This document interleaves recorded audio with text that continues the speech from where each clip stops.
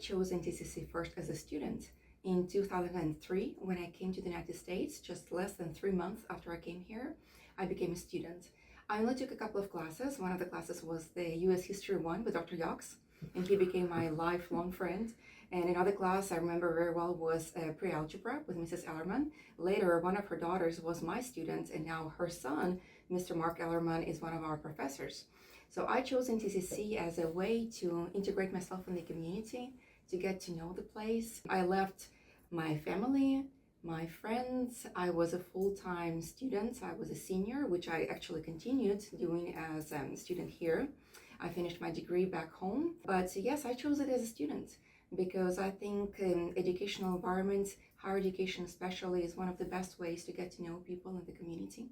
But yes, I started working for Mount Pleasant High School, and I spent 19 years there as a teacher and also as an ESL director, English as a Second Language director. Actually, you may not know that, but I have been working at NTCC since 2006 as an adjunct instructor for Spanish. So I have a long relationship with NTCC. And in 2023, I did not choose NTCC, NTCC chose me. I received a very important call, and I think it's a life-changing call, from one of the representatives from college, and I was invited to come and teach Spanish here as a full-time professor. So I consider that a life-changing pivot in my life, because one of my biggest goals, which was to be a full-time higher educational instructor, was completed by choosing NTCC. La importancia de español para mi vida es una pregunta súper amplia. Para empezar, español era uno de los idiomas que yo quería aprender cuando era adolescente. Como dijiste, yo no soy hispana, no soy latina, yo soy rusa. Y yo pensé que aprendiendo el español, el inglés, otros idiomas, podría viajar por el mundo. Pero Dios quiso de una manera diferente. Encontré el amor de mi vida. Así que yo puedo decir que la primera cosa es, español es mi idioma familiar, es uno de los idiomas familiares, es uno de los idiomas que mi esposo y yo hablamos. Es el idioma del amor, porque es uno de los idiomas en el cual yo oigo las palabras de amor de parte de mi esposo. Aparte de esto, es un idioma súper importante, bello para mí. Mucha literatura ha sido escrita, es encantadora, así que es otra importancia de español para mi vida.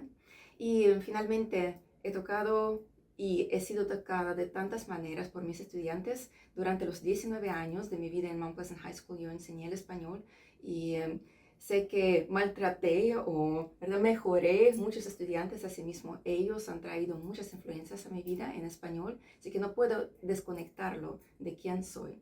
Y también considero que uno de los mejores halagos que yo recibo es cuando la gente me dice que parezco hispana o piensan que soy hispana. Y de hecho, hace varios años recibí una invitación a participar en la entrevista para las mujeres latinas líderes en la comunidad.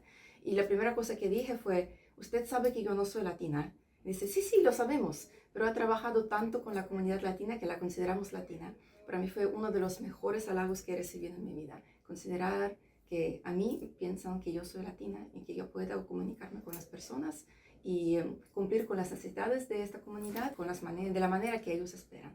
In 2003, when I came to register to take my classes, there was at least a 1/10 of a mile line waiting outside of the student services to get registered for classes. The course registration definitely changed over the past 22 years. We would come and we would register in person, we would pay in person, we would speak with the advisor in person. So it was a complete package of experience. But now the registration is mostly done online.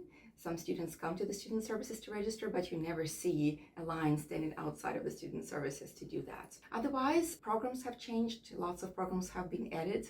Additional courses have been added.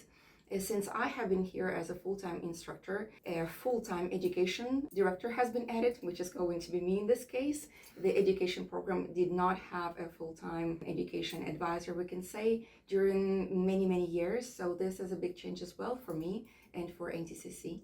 Education doesn't only change students, but it also shapes instructors. It shapes us as individuals, as professionals. I think one of the characteristics that we learn to grow into is patience. Another one would be integrity, knowing that whatever we do is going to come back to us. We have to treat our students with utmost respect and understanding that what they are today does not necessarily mean that this is what they're going to be tomorrow. And the same goes for us as instructors.